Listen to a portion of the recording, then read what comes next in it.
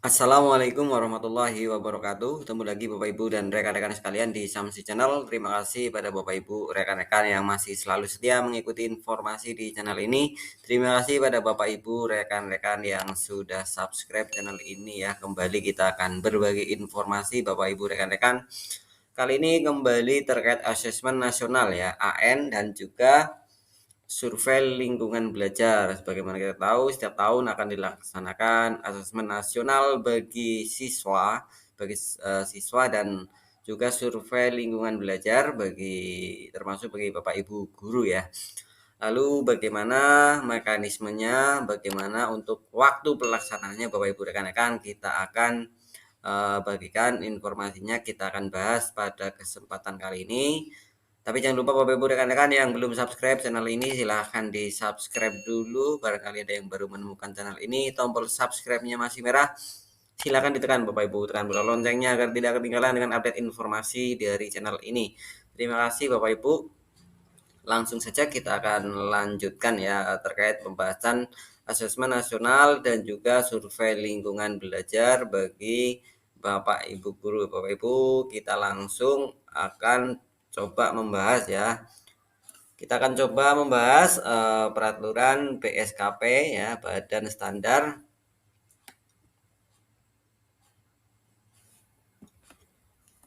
Kurikulum dan Asesmen Pendidikan. Ini terkait prosedur operasional standar penyelenggaraan asesmen nasional. Bapak Ibu, kita akan kupas ya pada kesempatan kali ini. Langsung saja menimbang mengingat kita lewati ya Bapak Ibu, silakan dibaca sendiri. Kemudian di pasal 1 ini pengertian Bapak Ibu terkait beberapa hal yang penting yang akan dibahas ya, bisa kita lewati. Ruang lingkup, kemudian pasal 5, langsung saja ke lampiran ya Bapak Ibu. Pesertaan asesmen nasional diikuti oleh satuan pendidikan yang terdaftar dalam Dapodik atau EMIS dan memiliki NPSN yang valid. Jelas Bapak Ibu. Satuan pendidikan sebagaimana dimaksud pada angka 1 melaksanakan asesmen nasional pada tahun 2023 pada periode waktu pelaksanaan AN. Oke, nanti kita lihat waktunya ya. Peserta didik yang mengikuti asesmen nasional. Ini siapa saja Bapak Ibu untuk peserta didik yang mengikuti asesmen nasional? Yang pertama, peserta didik yang terdaftar dalam pangkalan Dapodik atau EMIS yang memiliki NISN. Ya, terdaftar di Dapodik dan EMIS dan ber-NISN valid Bapak Ibu. Yang kedua, perwakilan peserta didik kelas 5, kelas 8, dan kelas 11. Jadi untuk SD SMI itu kelas 5, sekolah dasar itu kelas 5, sedangkan untuk SLTP-nya adalah kelas 8 dan untuk SLTA adalah kelas 11. Kemudian juga peserta didik dari SLB ya Bapak Ibu.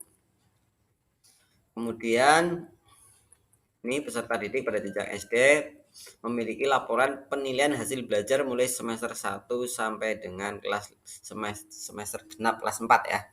Kemudian peserta didik pada jenjang SMP, MTS, STP ini memiliki penilaian hasil belajar semester ganjil dan genap kelas 7 Bapak Ibu ya. Kemudian yang keenam untuk jenjang SLTA ini memiliki penilaian hasil belajar semester ganjil dan genap kelas 10. Kemudian peserta asesmen nasional Kepala Satuan Pendidikan dan Pendidik. Nah ini Kepala Satuan Pendidikan dan Pendidik mengikuti survei lingkungan belajar. Nah untuk peserta Sulingjar terdiri dari seluruh Kepala Satuan Pendidikan, seluruh pendidik yang terdaftar dalam Dapodik dan EMIS Bapak Ibu. Kemudian pemilihan peserta didik Bapak Ibu. Untuk peserta didik yang mengikuti AN adalah peserta didik yang terpilih secara acak random Bapak Ibu di setiap satuan pendidikan dengan metode yang ditetapkan oleh kementerian. Jumlah ini Bapak Ibu, jumlah peserta didik yang dipilih untuk mengikuti AN pada setiap tahun pendidikan ditentukan sebagai berikut. Untuk jenjang SDMI atau sederajat maksimal 30 orang dan cadangan 5 orang. Untuk SLTP maksimal 45 orang dan cadangan 5 orang. Untuk SLTA maksimal 45 orang dan cadangan 5 orang. Masih sama Bapak Ibu dengan tahun lalu ya. Jenjang SDLB maksimal 30 orang dan cadangan 5 orang. Ini sama Bapak Ibu untuk setiap jenjang. Ini sama ya. Yang ketiga, ketentuan ketiga, tidak ada penggantian peserta didik yang dipilih untuk mengikuti AN pada setiap satuan pendidikan setelah DNT ditetapkan. Tidak ada penggantian setelah DNT diterbitkan ya Bapak Ibu. Kemudian D. Pendaftaran peserta asesmen nasional. Pengelola data di setiap satuan pendidikan mendata peserta didik, pendidik, dan kepala satuan pendidikan yang ada di satuan pendidikannya masing-masing. Kemudian peserta didik, pendidik, dan kepala satuan pendidikan yang berkewarganegaraan Indonesia di sekolah luar negeri, jelas. Kemudian satuan pendidikan dalam binaan kementerian mendata peserta AN, peserta didik, pendidik, dan kepala satuan ke pangkalan data Dapodik. Sedangkan untuk Kementerian Agama melalui EMIS ya Bapak Ibu. Untuk Direktorat Jenderal Bimas Kristen ini juga Dapodik Bapak Ibu ya. Ini yang nomor 7 perlu ditekankan. Pengelola data di setiap satuan pendidikan mendaftarkan peserta didik yang memiliki NISN valid. Pendaftaran peserta didik melalui mekanisme tarik data dari laman PD Data, pd.data.kemendikbud.go ya, atau laman pendataan AN, ke laman pendataan AN. Nanti kita akan bahas juga ya Bapak Ibu untuk terkait alur prosesnya. Kemudian proses sampling peserta utama dan cadangan dilakukan secara otomatis ya. DNS dicetak oleh pengelola data provinsi atau kabupaten sesuai dengan kewenangannya. DNT juga sama Bapak Ibu. DNT dicetak oleh pengelola data provinsi untuk diberikan kepada satuan pendidikan. Kita lanjutkan untuk pelaksana N.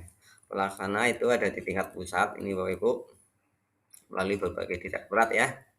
Tugas dan wewenang di sini dibahas. Untuk tingkat pusat ini masih direktorat, sekjen, inspektorat.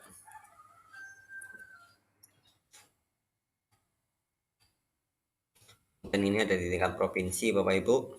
Pelaksana AN di tingkat provinsi terdiri dari ini memiliki tugasnya apa dibahas di sini Bapak Ibu ya. Ini tingkat provinsi.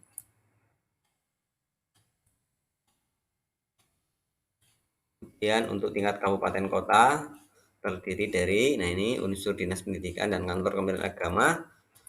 Tugas sebagai berikut, tugas dan tanggung jawab di sini bisa dibaca Bapak Ibu ya. Kita ke untuk madrasah ya, pelaksana tingkat satuan pendidikan atau sekolah. Bagi satuan pendidikan yang melaksanakan asesmen dengan status pelaksanaan mandiri, pelaksana tingkat satuan pendidikan dibentuk oleh kepala sekolah minimal terdiri dari ketua pelaksana, pengawas ruang, proktor, dan teknisi. Jadi minimal ada ketua, pengawas, proktor, dan teknisi Bapak Ibu ya. Kemudian untuk bagi satuan pendidikan yang melaksanakan asesmen nasional dengan status menumpang, pelaksana tingkat satuan pendidikan dibentuk oleh kepala sekolah minimal terdiri dari ketua pelaksana dan pengawas ruang. Jadi tidak ada proktor teknisnya ya, karena menumpang otomatis menumpang menggunakan proktor dan teknisi yang ketempatan ya. Pelaksana asesmen nasional tingkat satuan pendidikan memiliki tugas dan tanggung jawab. Nah ini Bapak Ibu ya, tugas dan tanggung jawabnya melakukan sosialisasi ini, kemudian melakukan koordinasi, mendorong partisipasi peserta didik, merencanakan pelaksanaan AN, melakukan verifikasi dan validasi data peserta, mengusulkan jumlah sesi per hari, gelombang, pemilihan moda, dan lain-lain, mengikuti simulasi, menetapkan tempat dan atau ruang asesmen, menyampaikan informasi kepada orang tua, mengikuti gladi bersih, mengikuti ketentuan penetapan satuan pendidikan, pelaksanaan mandiri dan satuan pendidikan menumpang yang dituangkan dalam surat keputusan kepala dinas ini Bapak Ibu ya, ada SK-nya Bapak Ibu. Memfasilitasi mobilisasi peserta AN yang menumpang, jelas memastikan peserta didik mengikuti AN, memastikan peserta didik mengikuti hadir tepat waktu, memastikan pelaksanaan di masing-masing satuan pendidikan sesuai dengan protokol kesehatan, mengatur proses kegiatan belajar pada saat pelaksanaan AN, melakukan penggantian peserta utama dengan cadangan. Pergantian peserta utama dengan peserta cadangan dapat dilakukan selambat-lambatnya 15 menit sebelum pelaksanaan pada sesi 1 hari pertama. Ini Bapak Ibu bisa ditekankan ya untuk penggantian. Jumlah maksimal peserta N utama yang dapat digantikan oleh peserta cadangan adalah sejumlah 5 orang. Jelas karena cadangannya 5 ya.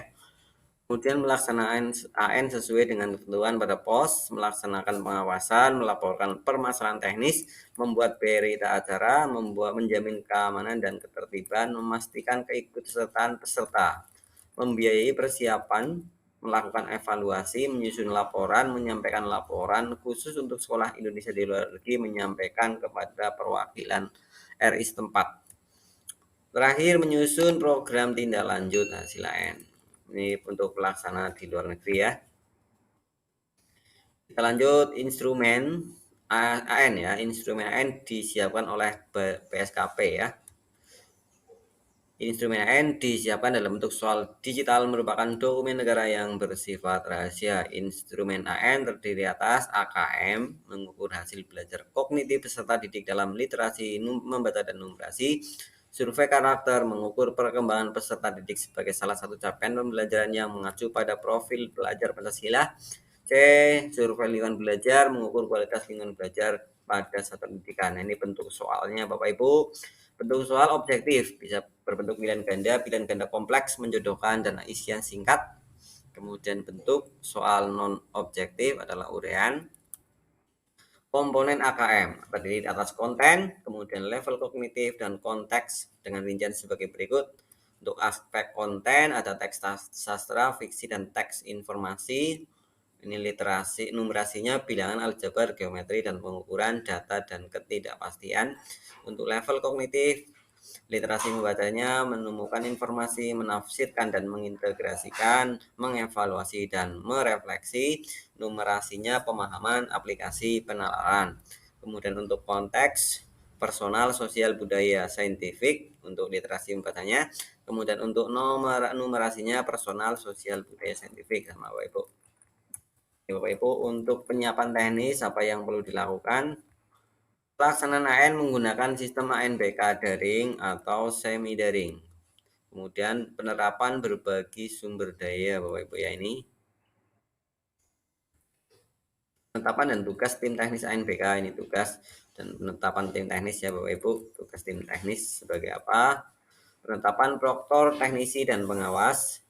Proktor merupakan pendidik atau tenaga pendidikan pada satuan pendidikan dengan ketentuan ini memiliki kompetensi bidang IT, TIK ya, pernah mengikuti pelatihan, bersedia ditugaskan. Proktor dapat berasal dari satuan pendidikan lain bila satuan pendidikan belum memiliki sumber daya, bersedia mengisi dan menandatangani fakta integritas proktor dalam keadaan sehat. Kemudian untuk teknisi hampir sama ya Bapak Ibu. Pengawas jelas ini ada ketentuannya juga. Penetapan proktor dan teknisi. Satuan pendidikan dapat menetapkan proktor dan teknisi yang akan ditugaskan di satuan pendidikan masing-masing. Kemudian penetapan pengawas ada mekanismenya. Untuk prosedur pelaksanaan AN untuk peserta didik, persiapan jelas. Untuk persiapan ya, untuk pelaksanaan pada saat pelaksanaan. Ini menugaskan proktor, pengawas, dan teknisi dengan ketentuan satu orang proktor menangani maksimal 30 komputer, satu pengawas bertugas mengawasi maksimal 15 peserta, dan setiap satuan pendidikan pelaksana AN ditangani minimal satu orang teknisi.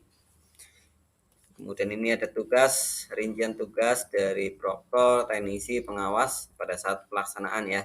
Bisa dibaca ya Bapak Ibu ya. Nanti silakan untuk filenya bisa di-download Bapak Ibu di deskripsi video ini. Saya akan cantumkan linknya ini untuk ketentuan tugas sampai tata tertib pengawas, proktor, dan teknisi Bapak Ibu. Sampai peserta didik juga ini hadir di ruangan 15 menit sebelum AN dimulai dan seterusnya. Kemudian pasca pelaksanaan juga, nah ini waktu Bapak Ibu ya. Waktu pelaksanaan AN dilaksanakan selama 2 hari untuk setiap peserta. Alokasi waktu yang disediakan untuk mengerjakan masing-masing instrumen AN berdasarkan jenjang sebagai berikut. Ini Bapak Ibu waktunya.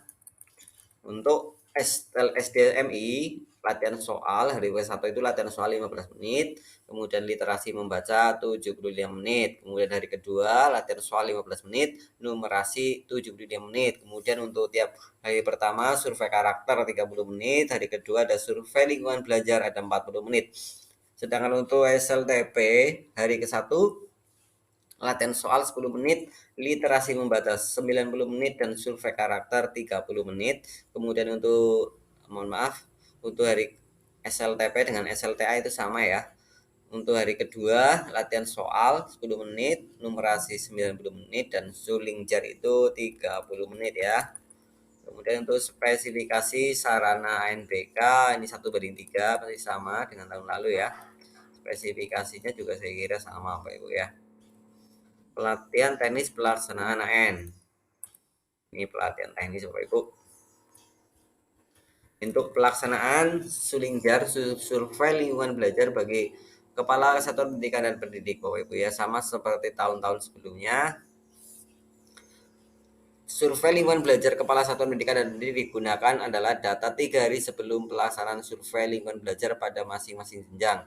Daftar kepala satuan pendidikan dan pendidik yang dapat mengisi survei lingkungan belajar dapat dilihat oleh operator satuan pendidikan pada laman http sulingjar survei lingkungan belajar.kemdikbud.go.id seperti tadi sudah saya tampilkan ya, ini alamatnya ya. Kemudian ini alurnya masih mirip ya Bapak Ibu dengan tahun lalu. Silakan dibaca Bapak Ibu. Kita akan ke waktu pelaksanaan ya Bapak Ibu ya.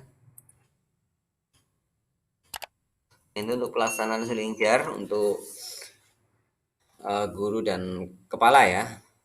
Untuk SLTA itu 11 sampai 24 September. Kemudian setelah itu jenjang SLTP 25 September sampai 8 Oktober. Hari berikutnya adalah untuk jenjang SDMI 9 sampai 22 Oktober. Dicatat Bapak Ibu tanggalnya ini untuk 3 jenjang berbeda ya. Kita lanjutkan sekarang untuk ini pengolahan dan pelaporan. Nah, untuk pelaksanaan siswa bagaimana? Nah, nanti ada di bawah Bapak Ibu ya. Pemantauan dan evaluasi, kemudian pembiayaan,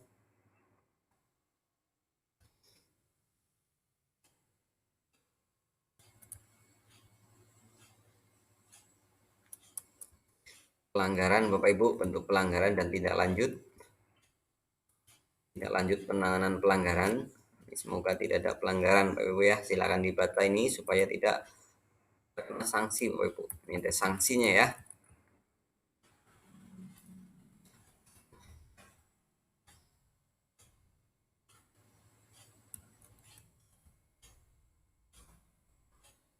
Kendala. Nah, ini daftar sekolah luar negeri Bapak Ibu ya. Nah, ini Bapak Ibu, kita catat tanggal pentingnya ya Bapak Ibu. Tanggal penting pelaksanaan asesmen nasional tahun 2023 ini urutannya dimulai dari sinkronisasi ya. Itu akhir Juli Bapak Ibu, 28 sampai 30 Juli. Dan seterusnya Bapak Ibu, sampai di sini ada simulasi ya jenjang SLTA, SLTP dan sekolah dasar ya. Jadi bersih ya. Pelaksanaan suling jar di sini bisa dilihat Bapak Ibu untuk pelaksanaan AN, SD mau sampai dengan SLTA. Ini Bapak Ibu ya, untuk waktunya 28 sampai 31 Agustus ini untuk SLTA ya. Ini sampai ada jamnya Bapak Ibu, silakan dibaca ya. SLTP ini Bapak Ibu udah ada pembagian waktunya. Silakan di-download Bapak Ibu filenya. Ini saya kira penting ya untuk kita perencanaan dan mempersiapkannya ya Bapak Ibu ya. Untuk persiapan silakan bisa di-download filenya, saya cantumkan linknya di deskripsi video ini. Silakan di-download Bapak Ibu ya. Terima kasih Bapak Ibu. Pembahasannya saya kira cukup ya. Semoga bisa jelas. Nanti silakan bisa dicermati sendiri Bapak Ibu. Silakan di-download filenya di deskripsi video ini ya. Semoga bermanfaat informasi kali ini, sekaligus kami atau saya juga membaca ya Bapak Ibu, membaca dan share. Semoga bermanfaat. Terima kasih bagi yang belum subscribe channel ini, silahkan di subscribe dulu ya. Terima kasih Bapak Ibu yang sudah subscribe, tekan loncengnya agar tidak ketinggalan dengan update informasi dari channel ini. Bagi Bapak Ibu, rekan-rekan yang sudah subscribe, saya ucapkan terima kasih. Saya doakan Bapak Ibu semua selalu diberi kesehatan dan lindungan Allah Subhanahu wa taala. Amin amin ya rabbal alamin. Kita ketemu di video informasi berikutnya. Terima kasih. Wassalamualaikum warahmatullahi wabarakatuh.